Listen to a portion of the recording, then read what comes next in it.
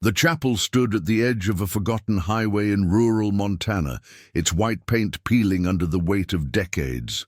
Inside, 23 guests sat in silence, some skeptical, some curious, all waiting.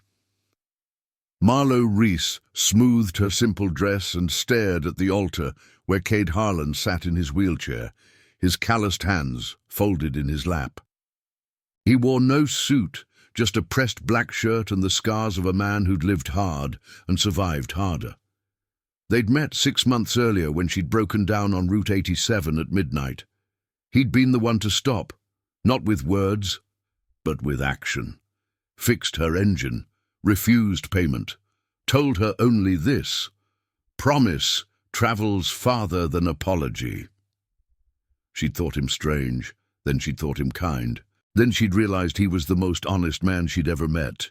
But the town whispered, a school teacher marrying a crippled ex-outlaw, a woman with a master's degree binding herself to a man who'd spent 15 years in the Iron Covenant MC and lost his legs in a highway ambush meant to silence him.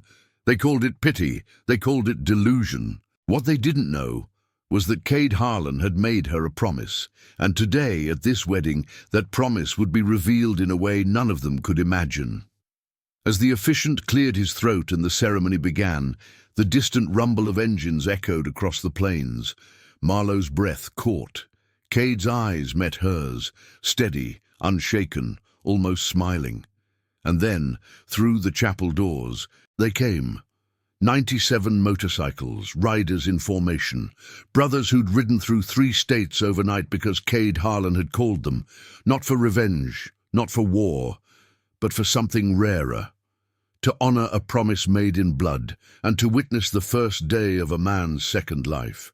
The surprise at this wedding wasn't the vows, it was the proof that some men, even broken, remain unbreakable. Marlo Reese stood alone in the teacher's lounge at Ridgeline Elementary, staring at her phone. The text message had arrived 3 hours earlier, short and strange. Wedding still on, trust me. It was from Cade Harlan, the man she was supposed to marry in 2 days.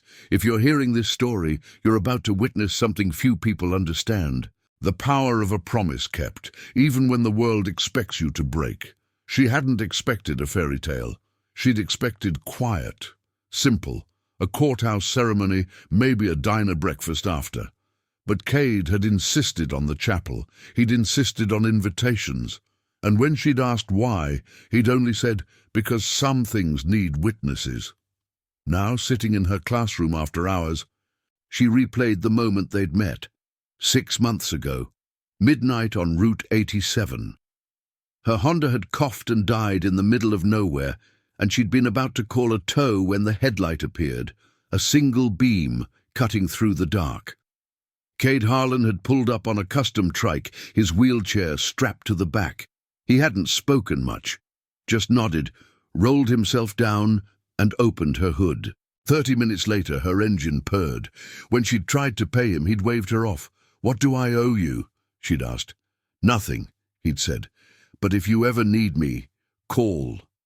She'd laughed. "I don't even know your name." "Cade," he'd said. "And that's a promise, not a line." 3 weeks later, her landlord had tried to evict her illegally. Cade had shown up with legal paperwork and a calm, cold stare that made the man reconsider. A month after that, when her ex-boyfriend had followed her home, drunk and threatening, Cade had been there before the police. Not with violence, but with presence.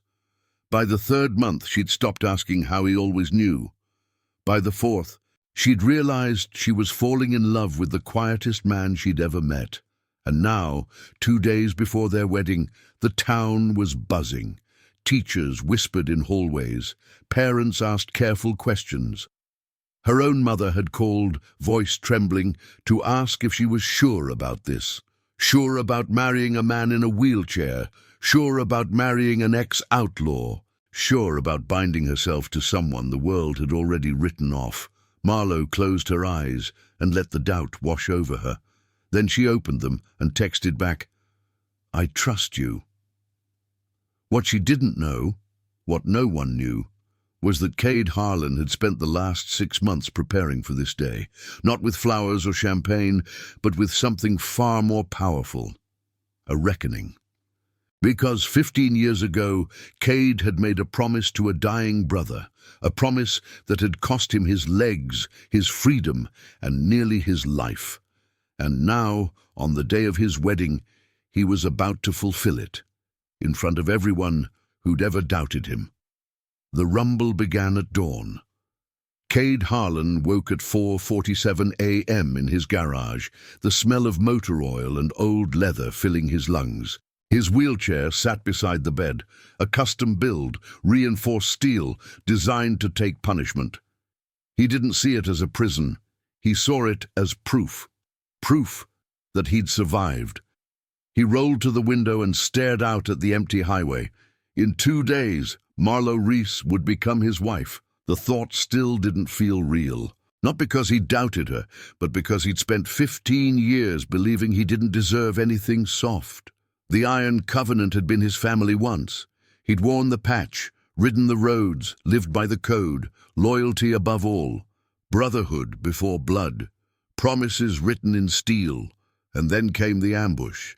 It was 2010. He and 6 brothers had been riding through Nevada, escorting a truck full of evidence, testimonies, recordings, proof of a trafficking ring run by a corrupt sheriff and a local MC called the Scorpions. They'd planned to hand it over to the FBI at dawn. They never made it. The Scorpions had hit them at a roadblock outside Elko. Cade remembered the flash of headlights, the crack of gunfire, the screaming of engines as his brothers went down one by one. He'd fought, he'd bled, and when the dust settled, he'd been the only one left alive, paralyzed from the waist down, buried under his wrecked bike. The sheriff had found him first, had stood over him smiling and said, "You should have stayed out of it, Harlan." But Cade hadn't stayed out of it, even from a hospital bed. Even through surgeries and rehab, he'd kept the promise he'd made to his dying brother Thorne. "I'll finish it, no matter how long it takes." It had taken 12 years. 12 years of gathering evidence, 12 years of building alliances with federal agents, lawyers, and the few honest cops left in Nevada. 12 years of living in the shadows, waiting for the right moment. And 3 months ago, the sheriff had finally been arrested. The Scorpions had been dismantled. The trafficking ring had collapsed. Cade hadn't attended the trial. He'd watched it on a live stream, alone in his garage. And when the verdict came down, guilty on all counts, he'd finally allowed himself to breathe. Now, rolling toward his workshop, he opened a locked cabinet and pulled out a worn leather vest. The Iron Covenant patch was still stitched on the back, faded but unbroken. He hadn't worn it in years, but today he called the chapter president, a man named Rook, who'd helped him rebuild after the ambush. "I'm getting married," Cade said. Rook's voice rumbled through the speaker. "About damn time. You want us there." "I want you to ride," Cade said. "All of you. I want the world to see what brotherhood looks like." There was a long pause. Then Rook laughed, low, proud. "We'll be there, brother, every last one of us." Cade hung up and stared at the vest in his hands. Marlo didn't know the full story yet. She knew he'd been hurt. She knew he'd survived something terrible. But she didn't know about the promise. She didn't know about the 12-year war he'd fought from a wheelchair. She didn't know that this wedding wasn't just about love. It was about proving that some men never break, no matter how hard the world tries to shatter them. Marlo walked through Ridgeline's main street, 2 days before the wedding, carrying groceries and trying to ignore the stares. The town was small, population 843, and everyone knew everyone's business, especially hers. "Is it true?" Mrs. Calloway, the baker, asked as Marlo passed. "You're really marrying that biker?" Marlo forced a smile. "His name is Cade. And yes." Mrs. Calloway's expression tightened. "Honey, I don't mean to pry, but a man like that? In a wheelchair? You're young. You could what?" Marlowe's voice was sharper than she'd intended. "Find someone better, someone whole." The baker flushed. "I didn't mean it like that." But Marlowe knew exactly what she meant. The whole town did. They saw Cade as broken. They saw her as a saint or a fool. Maybe both. What they didn't see was the man who'd fixed her engine at midnight without asking for anything. The man who'd protected her without hesitation. The man who spoke less than anyone she'd ever met, but whose silence carried more weight than 1,000 empty words. She thought of the first time he'd smiled at her. Really smiled. It had been 3 months into their relationship.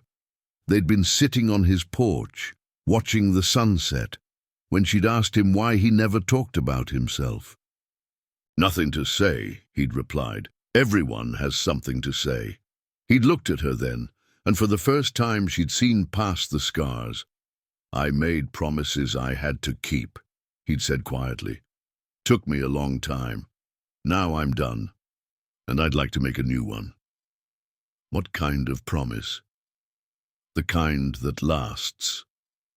She'd kissed him then, not out of pity, not out of obligation, but because she'd finally met someone who understood that words meant nothing without action. Now, walking home, she passed the church where they'd be married.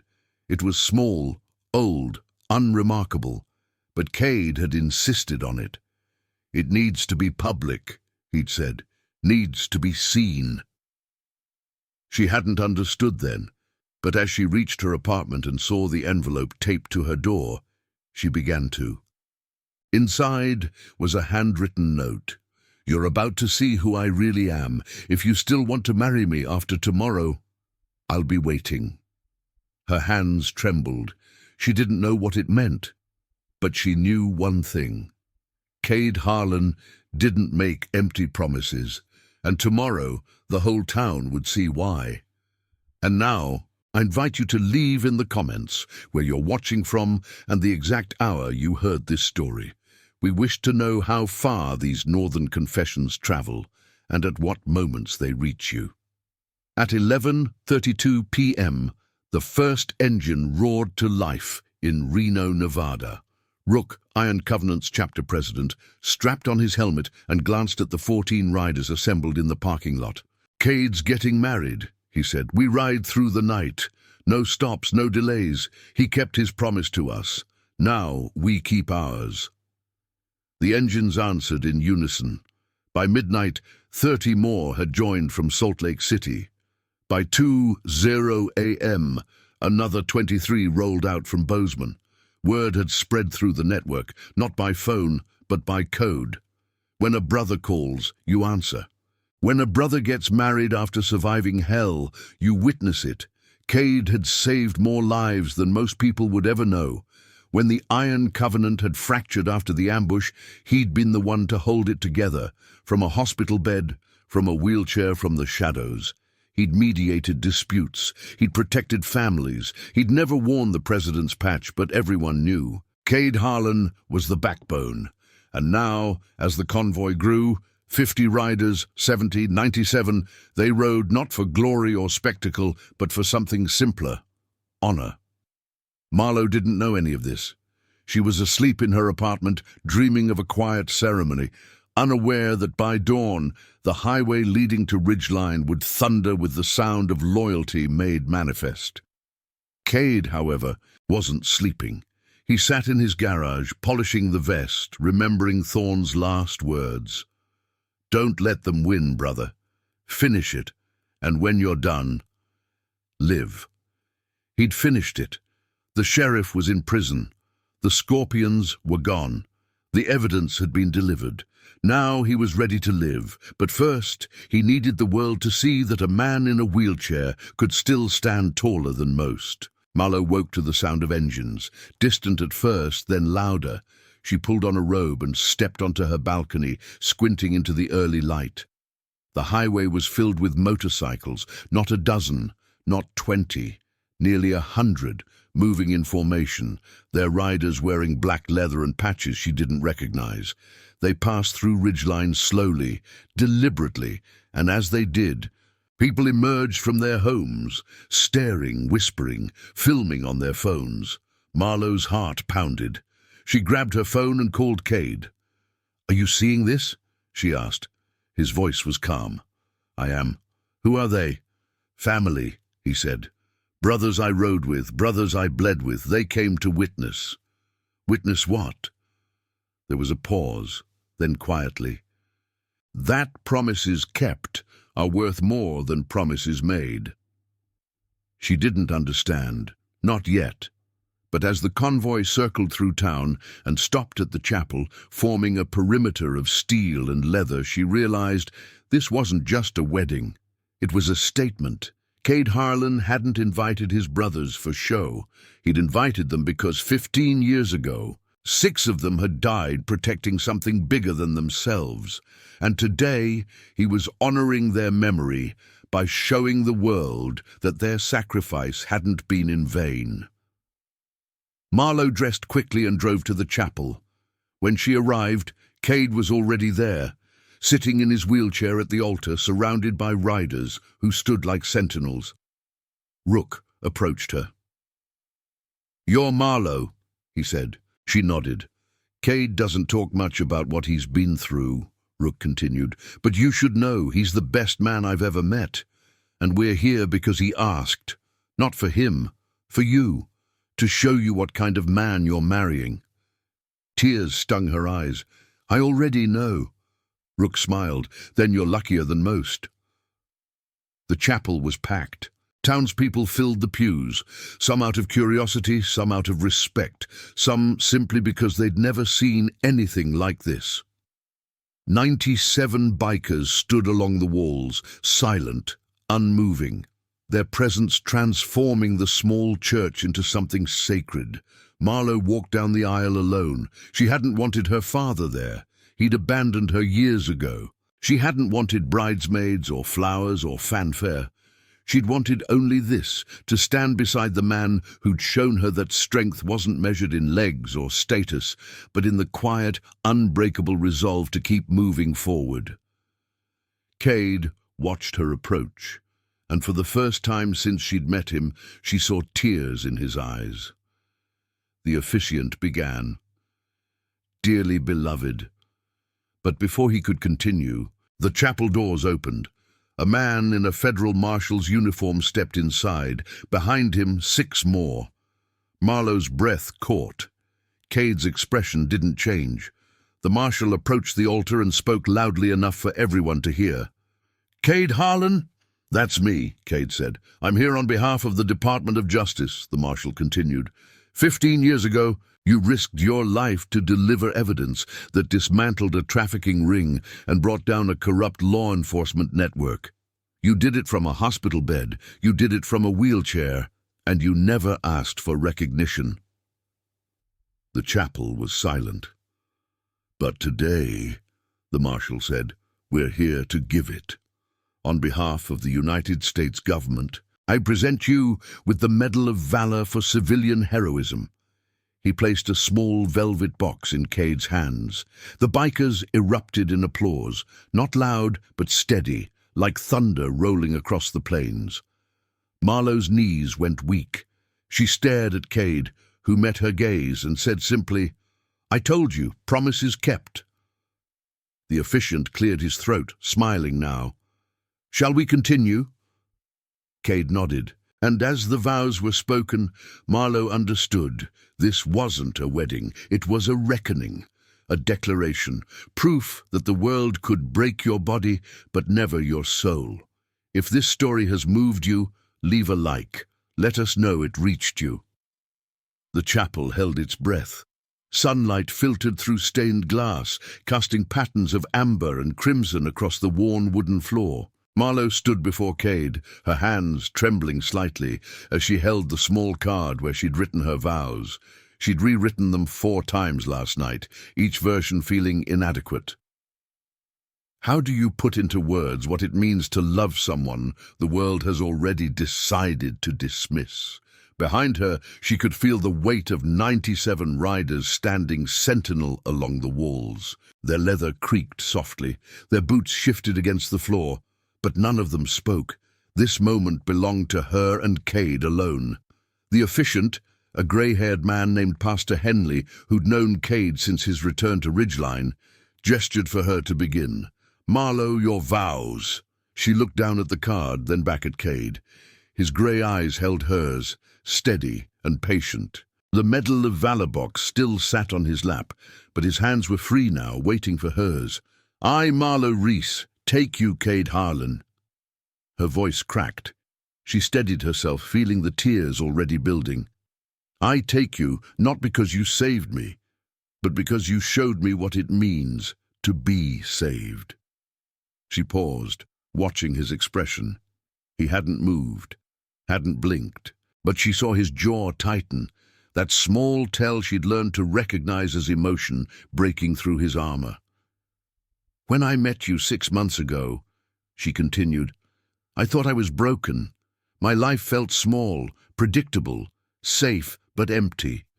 And then you stopped on that highway at midnight, and you didn't ask me what was wrong. You just fixed it. You didn't want money. You didn't want gratitude. You just did what needed to be done and drove away." A few people in the crowd shifted. She heard someone sniffle. "But you didn't really drive away, did you?" Marlowe's voice grew stronger now. "You kept showing up, not with grand gestures, not with flowers or promises you couldn't keep. You showed up with action, with silence that meant more than 1,000 empty words. You protected me when I didn't even know I needed protecting. You stood beside me, even when you couldn't stand at all." Cade's hand reached for hers. She took it, feeling the calluses, the scars, the strength that hadn't diminished despite everything the world had done to him. "You taught me that strength isn't loud," she said, her voice dropping to something softer, more intimate. "That love isn't perfect, and that promises, when kept, are the only thing in this world that truly matter." She squeezed his hand. "So I promise you this, Cade Harlan. I will stand beside you every single day. I will honor the man you are, not the man others think you should be. I will love you not in spite of your scars, but because of them, because they prove you survived. And I will spend the rest of my life showing you that you didn't just save me that night on Route 87. You gave me a reason to believe that good men still exist." The chapel was silent. Even the bikers, men who'd seen violence, death, and every shade of human cruelty, stood motionless, some wiping their eyes with the backs of their hands. Pastor Henley nodded to Cade. "Your turn, son." Cade cleared his throat. He didn't have notes. He never did. He'd always spoken from something deeper than memory, from the place where promises were forged. "I, Cade Harlan, take you, Marlowe Reese."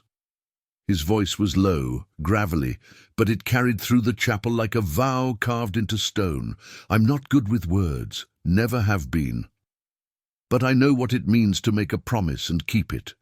I spent 15 years keeping a promise to dead men, men who died because they believed in something bigger than themselves. And I'd do it again, every single day, because that's what you do when you give your word." He paused, his thumb brushing over her knuckles.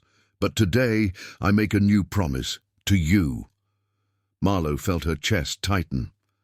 "I promise to be the man you see when you look at me," Cade continued. "Not the man the world tells you I am, not the cripple, not the ex-outlaw, not the broken thing people pity or fear. I promise to be the man who fixes your engine at midnight, who shows up when you need him, who keeps his word even when it costs him everything." His voice wavered slightly, just for a moment. "I promise to stand beside you, even when I can't stand at all. I promise to protect you, honor you, and love you with everything I have left. And I promise that every day you're with me, you'll never, not once, doubt that you're the best thing that ever happened to me." Marlowe's tears fell freely now. She didn't try to stop them. Pastor Henley smiled, his own eyes glistening. "I've married a lot of couples in my 40 years of ministry, but I've never heard vows like these. Cade, Marlowe, You've shown us all what it means to truly see each other, and that's the foundation of everything that matters." He raised his hands. "By the power vested in me by the state of Montana and the grace of God, I now pronounce you husband and wife." The chapel erupted. Not in cheers, the bikers weren't the cheering type, but in the sound of fists pounding against chests, boots stomping against wood, and outside 97 engines roaring to life in perfect synchronization. Pastor Henley grinned. "Cade, you may kiss your bride." Cade reached up, his hand cupping Marlowe's face with a gentleness that belied his scarred knuckles. She leaned down, and when their lips met, the world fell away. There was no chapel, no crowd, no judgment or whispers or doubt. There was only this: two people who'd found each other in the dark and decided to walk into the light together.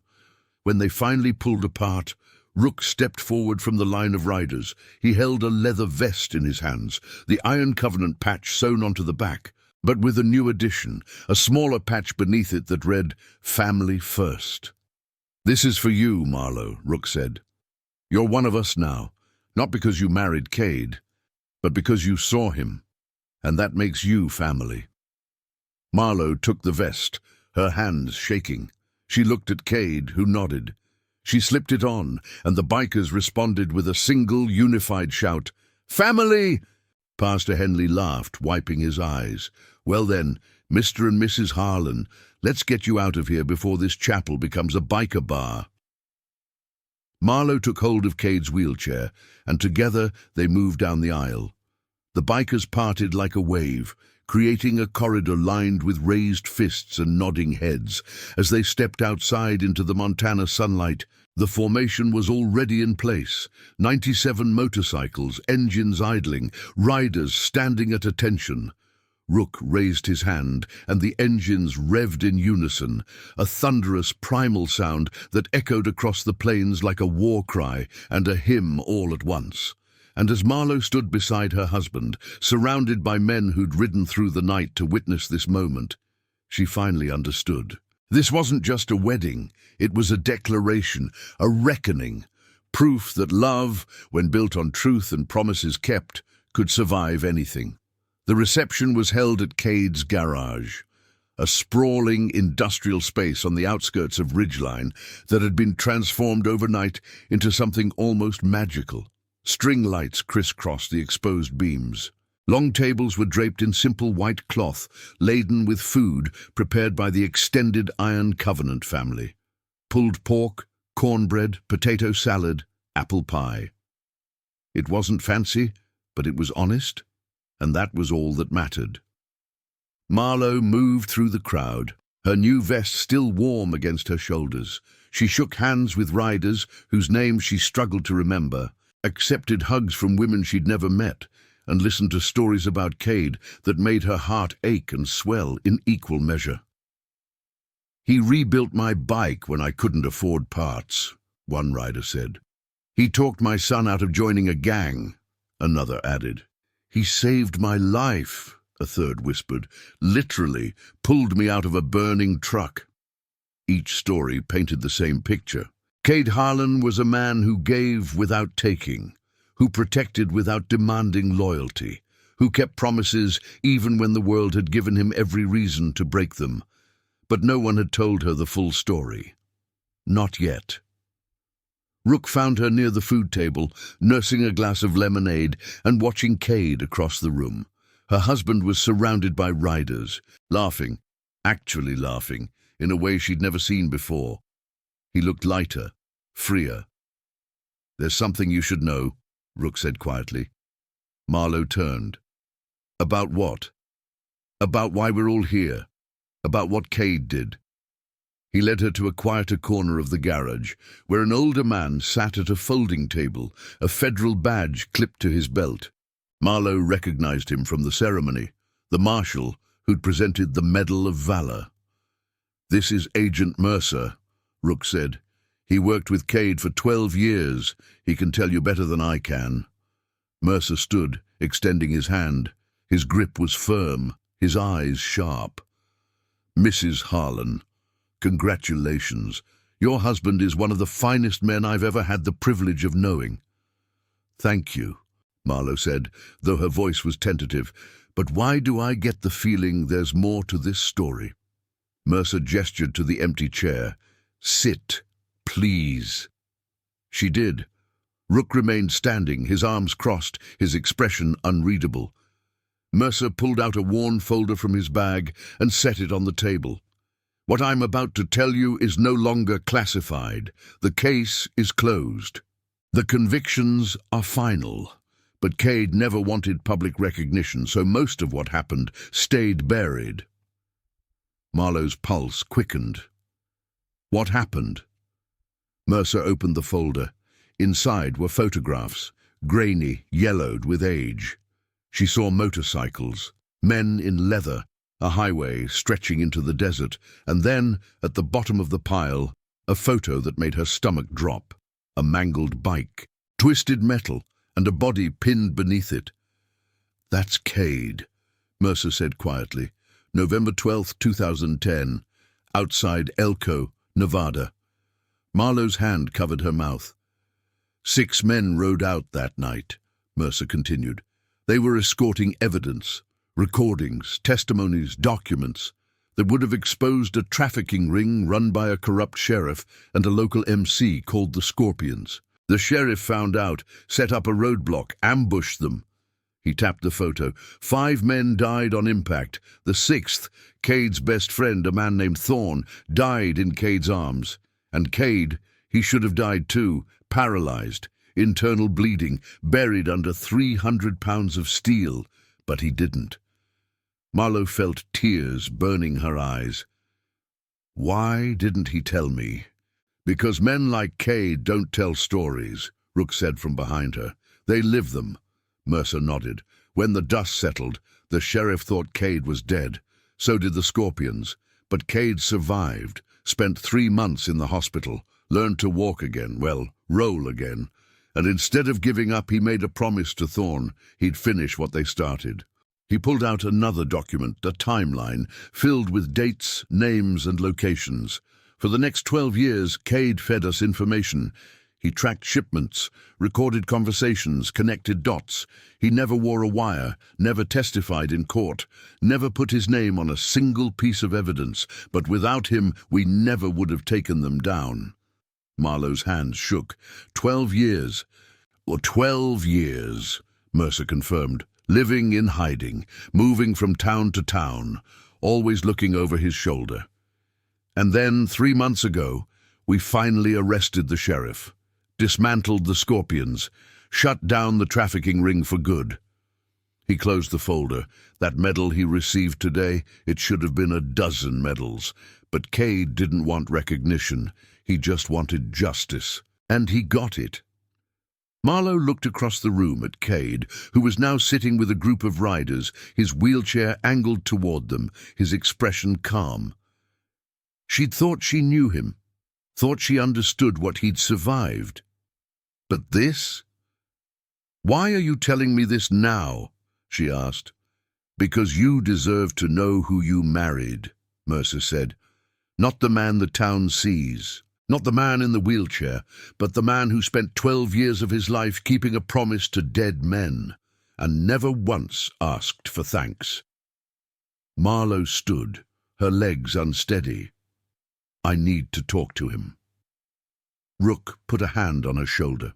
"He's probably going to be embarrassed. He doesn't like talking about it." "I don't care," Marlowe said. "He's my husband, and I need him to know that I see him.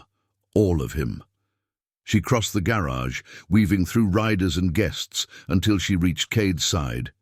He looked up, his expression softening when he saw her. "Hey," he said. "You okay?" She knelt beside his wheelchair, ignoring the curious stares around them. "Agent Mercer told me. About Nevada, about Thorne, about everything." Cade's jaw tightened. "He shouldn't have."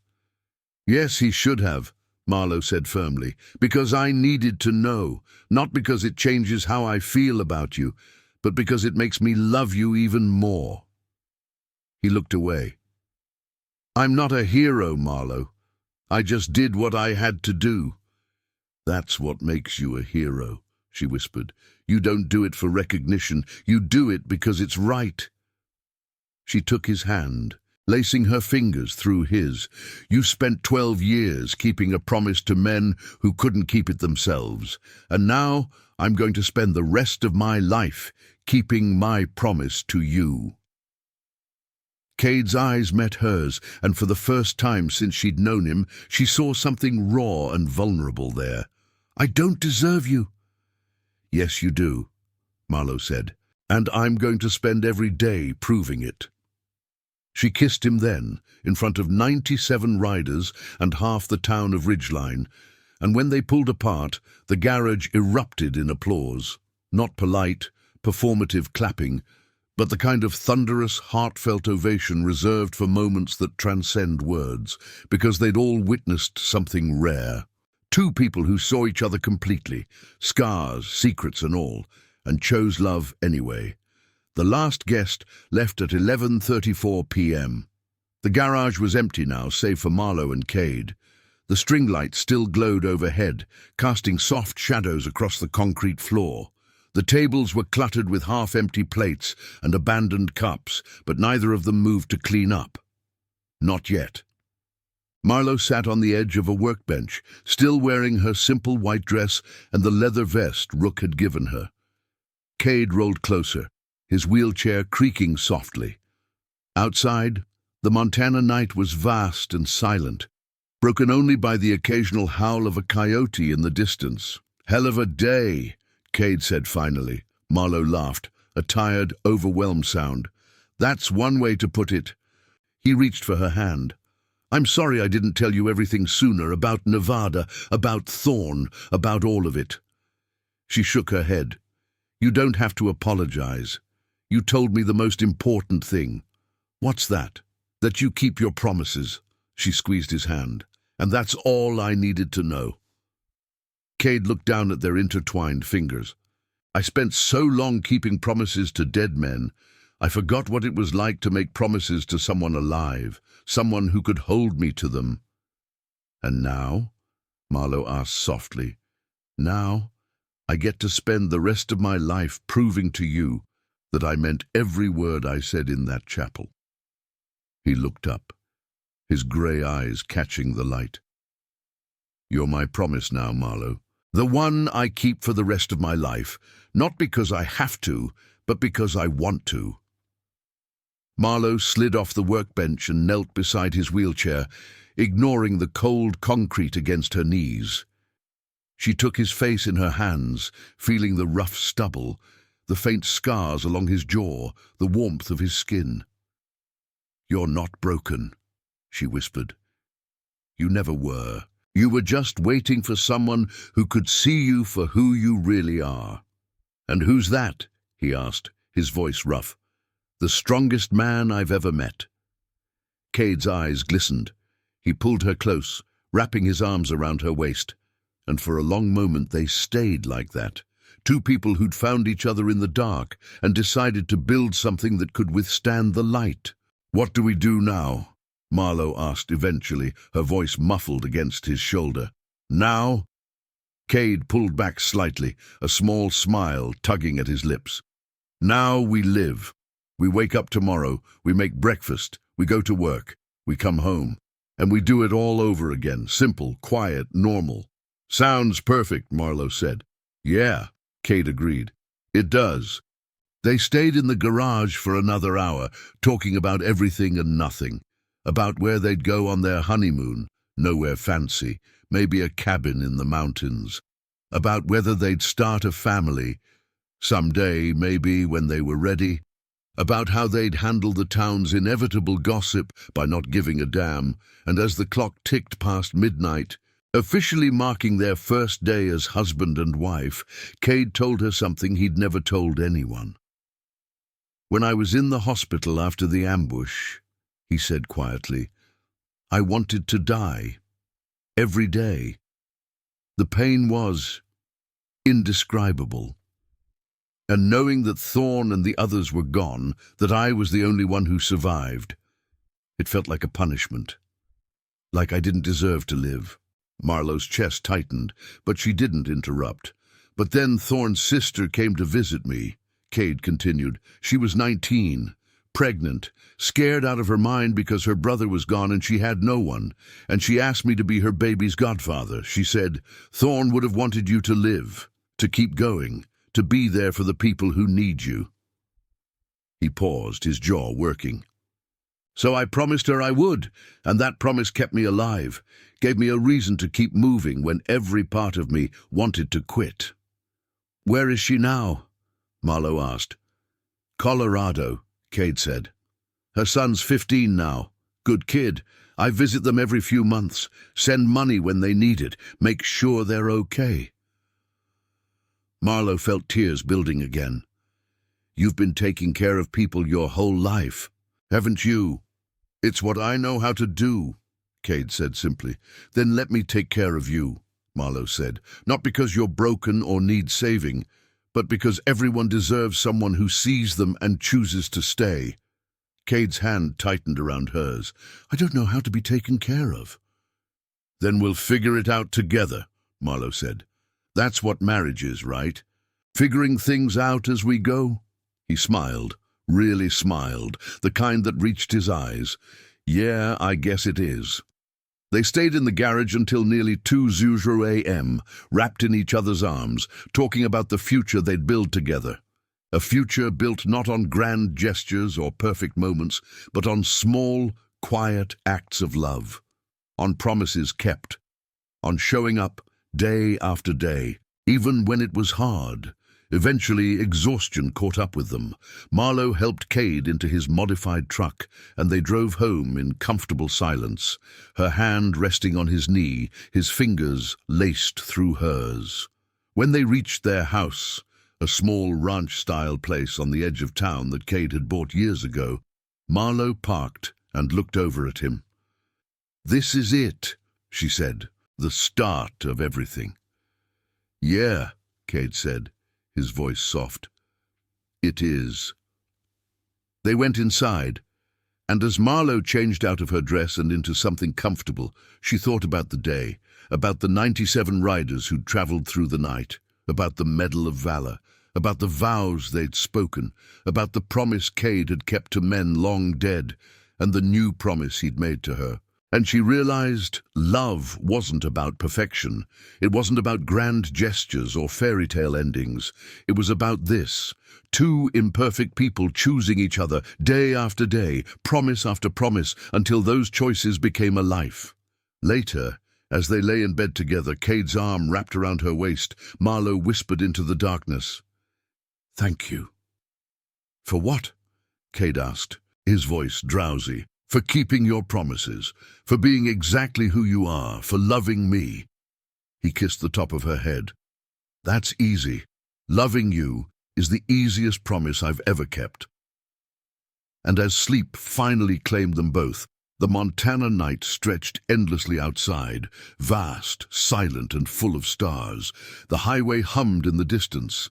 Somewhere, 97 riders were already spreading the story of a man who'd survived hell and chose love anyway. And in a small house on the edge of nowhere, two people slept peacefully, knowing that they'd found something rarer than gold. Proof that promises kept can change everything. Because in the end, it wasn't the surprise at the wedding that mattered. It wasn't the Medal of Valor, or the convoy of riders, or the federal recognition. It was this. Cade Harlan had spent 15 years proving that a man's word was worth more than his body, and Marlowe Reese had chosen to spend the rest of her life standing beside him, not in spite of his scars, but because of them. That was the real promise, the one that would last forever. Thank you for listening to this story of promise and redemption. If it touched your heart, subscribe to hear more tales of courage, loyalty, and the unbreakable bonds that define us.